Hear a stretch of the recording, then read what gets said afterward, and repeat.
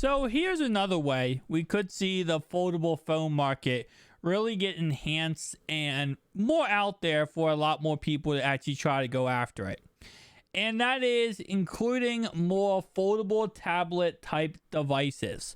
So while, many companies right now are just getting into the foldable phone market, Samsung has really, created a staple for themselves when it comes to the foldable phone market with the Fold series and the Flip series, and obviously a possible different foldable flippable phone coming out sometime in March. Nonetheless, though, the best way to propel this even farther, which we have always seen with foldable laptops come from Samsung and other companies, is tablets. Nothing, in my opinion, nothing is more important to a lot of people than their tablets. I say that as laughing because I have a girlfriend who literally sits on her tablet 24/7. So it makes perfect sense to say the tablet is the next level of you create a foldable tablet where it's not as expensive as a foldable phone. You're going to get a lot more people hooked to the concept and idea. So meet this bad boy right here, the Hybrid Flex, which is called the Hybrid Flex because not only does it fold, it also slides out and makes the screen bigger. So you can see right here, the screen, this is obviously just a prototype, but it closes like it would like a Surface Duo 1 or 2, like a Galaxy Z Fold 3 or 4, closes, and then the screen pushes together, right? Then once you open up the display, you can actually slide out the display, and now it becomes one gigantic display. And we're going to be looking at different types of this today because there are different prototypes we'll be looking at. But this is the future of foldable technology. As the article does read, is that this is what we need to see moving forward alongside increase of different phone companies creating these foldable phones.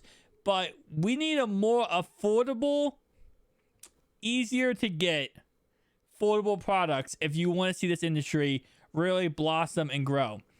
And a lot of that comes down to, I've said this before when there was rumors and actually code that was shown off that there was a Wi-Fi only Surface Duo model that was supposed to launch with the Surface Duo 2, never did.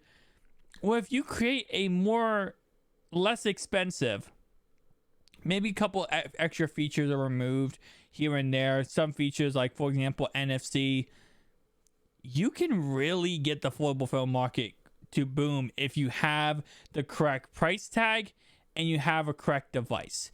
So here's what the tablet looks like. It's thicker in this area, obviously, because it pulls out like a display. It literally creates a bigger display. On the left side, it's very thin. We can see we do have a USB-C port right here, 2 speaker grills, and it does look kind of odd. And I'll be honest with you, across the market, foldable tablets, just like foldable phones, will start out in a very odd and unique looking way. They're not going to come out and look absolutely gorgeous and be the eye-stunning candy that we see when it comes to foldable phones nowadays. It's the same thing with VR headsets. It's the same thing with any new technology. You start off, you create the product. It might not look the best, but sometimes it is, a really cool product, and it ends up becoming something special in the future. So looking at this Twitter by Eli here, he posts different images different videos of this same concept. So you can see right here we have a tablet that pulls out and that separate display, and also does fold, which actually is freaking awesome. And let's take a look at this again. This is what would be the Hybrid Flex, right? Because again, it does pull out and it also does close and fold as one, as it says right there, Flex Hybrid.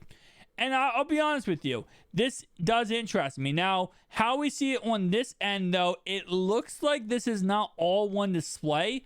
And I said this before, where this is another possibility we see, where it ends up being this outside display, this display that pulls out is not an actual display that's connected to the internal display. It's a separate display, kind of like how the Surface Duo 2 has a glance bar display.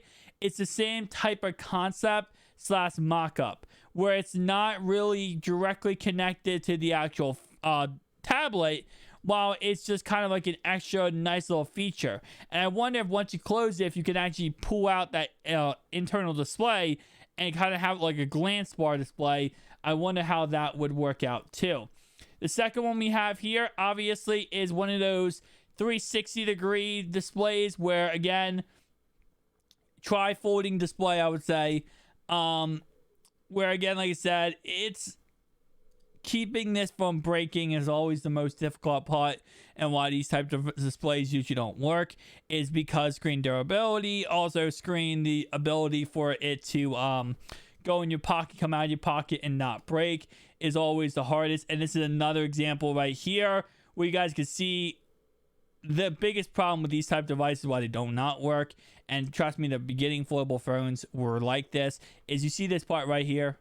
This is a foldable display. When you pull this in out of your pocket left and right and you have keys in your pocket, you're going to break the display. And a lot of people broke early models of foldable phones, and that's why they simply did not work. While yes, they're always cool to look at, yes, they're always interesting, and you want to look at it and say, oh my god, this could be the future, it's just not practical. That's why these things always stay as prototypes and never really blossom into anything beautiful, because a lot of times they just simply cannot. And again, like I said, moving forward, I do hope to see something very similar to these things come out early in 2023. And the reason why I say early is because I hope these do not come out late, as I want to see as many companies as possible really start, inherently going after these ideas, right? Start creating technology for this. By the end of 2023, possibly we could see more than one foldable tablet on the market and really start pushing this industry forward. I love foldable phones, right? I love foldable phones, foldable anything that can make your workflow a lot easier in a smaller space that you can really just do whatever you want to do with. I absolutely love.